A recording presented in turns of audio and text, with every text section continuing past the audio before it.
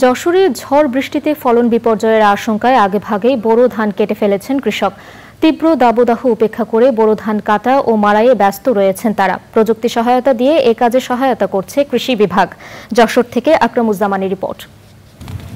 যশোরের ৮ উপজেলায় ১,৬০,০০০ হেক্টর জমিতে বোরো ধান চাষের লক্ষ্যমাত্রা নির্ধারণ করা হলেও লক্ষ্যমাত্রা ছাড়িয়ে এবার আবাদ হয়েছে ১,৬০,৭৮৬ হেক্টর জমিতে।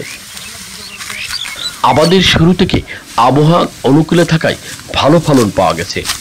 শেষ পর্যায়ে তীব্র তাপ প্রবাহের কবলে পড়লেও সামনে ঝড় ও বৃষ্টি নিয়ে আশঙ্কায় কৃষক, তাই আগেভাগেই কাটা হচ্ছে বোরো ধান।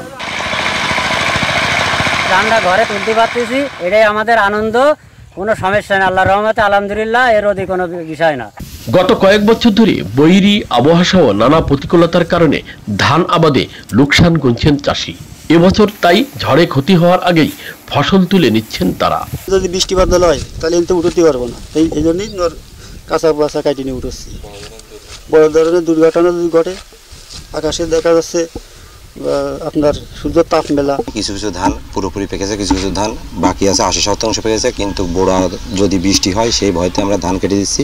চাষের সময় ও খরচ বাঁচাতে ধান কাটার আধুনিক যন্ত্র হারভেস্টার মেশিন দিয়ে সহায়তা করছে জেলা কৃষি বিভাগ।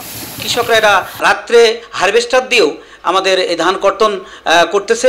আমরা কৃষি অধিদপ্তরের তরফ থেকে আমাদেরকে রিপার এবং হারভেস্টার সরবরাহ করছি, যাতে করে তারা অতি অল্প সময়ে তাদের এই বোরো আবাদের এই যে আবাদ, সেটা যেন তারা কর্তন করে ঘরে আনতে পারে।